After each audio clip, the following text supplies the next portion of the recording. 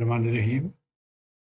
আজকের এই ভিডিওটা হয়েছিল ফ্রম সিগন্যালস এন্ড সিস্টেমস এবং এখানে আমরা কোয়েশ্চেন নাম্বার 1.2 পার্ট ই এবং এফ সলভ করব, যেটার জন্য অনুরোধ করেছে একজন স্টুডেন্ট। অ্যাকচুয়ালি আমি 1.2 part A B C D already solve করেছি। তো স্টুডেন্ট যখন একটা পয়েন্ট আউট করেছে দ্যাট পার্ট ই এবং বি আপনারা মিস করেছেন, সেটাকে সলভ করবেন। আসুন দেখি। অ্যাকচুয়াল কোশ্চেনটা এটা ছিল, এখানে দেখেন part A B C already আমি যেমন সলভ করেছি, এটার লিঙ্ক আমি দিয়ে দিব। এখন আমরা কেবলমাত্র পার্ট ই এবং এফ সলভ করব। এই দুটোকে সলভ করব, এটাই ছিল আমাদের এক্সটি ফাংশন গিভেন ছিল।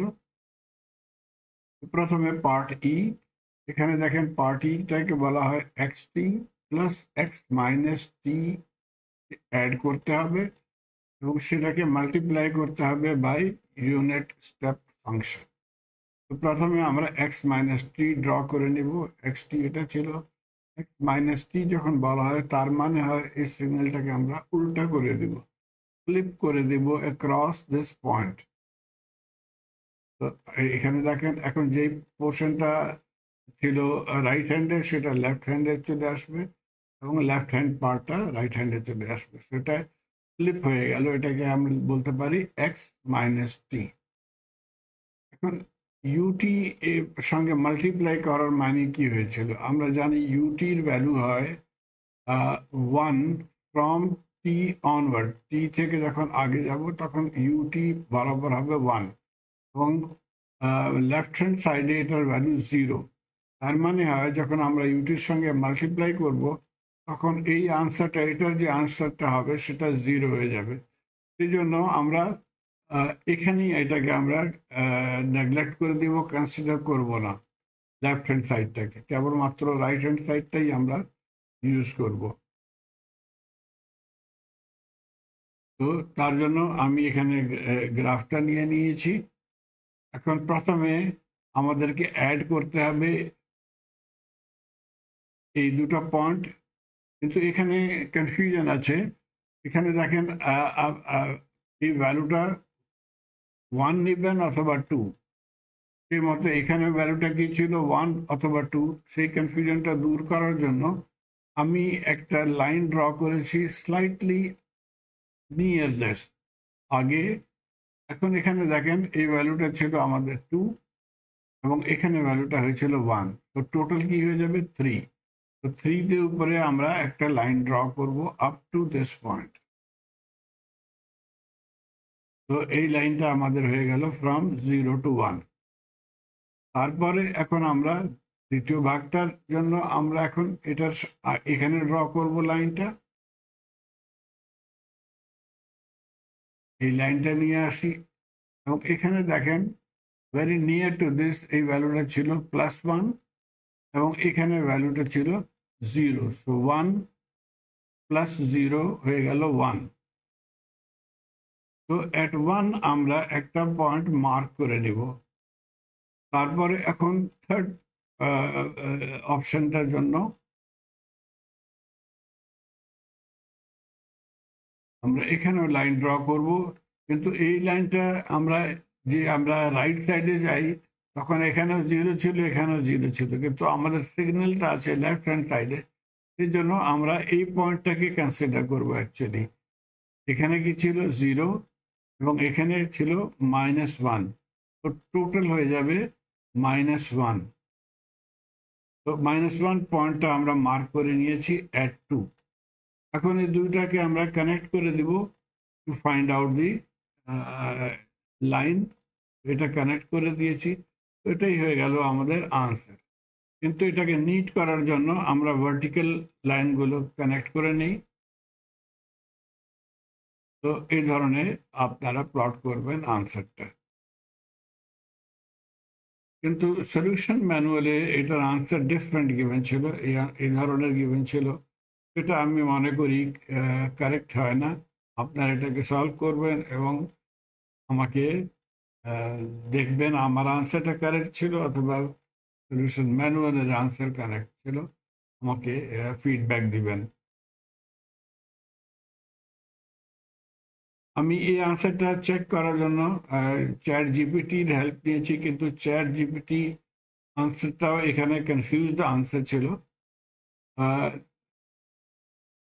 তারপরে আমি ওয়েবসাইটেও যখন দেখি তখন রাজীব গুরু এই কোশ্চেনটা সলভ করেছে, রাজীব পটেল, এবং তার আনসারটাও এই ধরনের ছিল এক্সাক্ট যেমন আমি আনসারটা ক্যালকুলেট করেছি। তো আই হোপ আমার আনসারটা কারেক্ট। এখন দ্বিতীয় ভাগটা ছিল এক্সটি, এটাকে মাল্টিপ্লাই করা হয় ডেল্টা ফাংশনের সঙ্গে, ডিরেক্ট ডেল্টা অথবা ডেল্টা বলা হয় এটাকে। তো প্রথমে আমি এই ধরনের স্কেলটা নিয়ে নিয়েছি, তারপরে আমরা ডেল্টা ফাংশনটা কি ছিল সেটাকে প্রথমে দেখে নিব। ডেল্টা ফাংশনের ডেফিনিশন ছিল ডেল্টার ভ্যালু হয় 1 at t is equal to 0। এর ভ্যালুটা এখানেও 0 হবে, দ্বিতীয় পাশেও 0, কেবলমাত্র t is equal to 0 তে এটার ভ্যালু 1 হবে। এখন যখন এখানে শিফট করা হয়েছে এই ফাংশনটাকে, তো শিফট করে কোথায় যাব? প্রথমে আমরা লেফট হ্যান্ড সাইডটাকে নিয়ে নিয়েছি।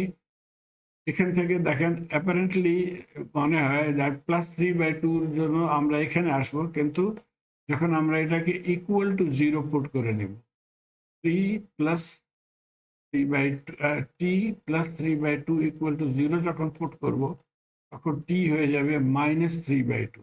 তার মানে এখানে হবে এই ফাংশনটা। তো এটাকে প্লট করে নিব আমরা -3/2 তে ডেল্টা t + 3/2। এই মতে দ্বিতীয় ফাংশনটা আমাদের এখানে আসবে,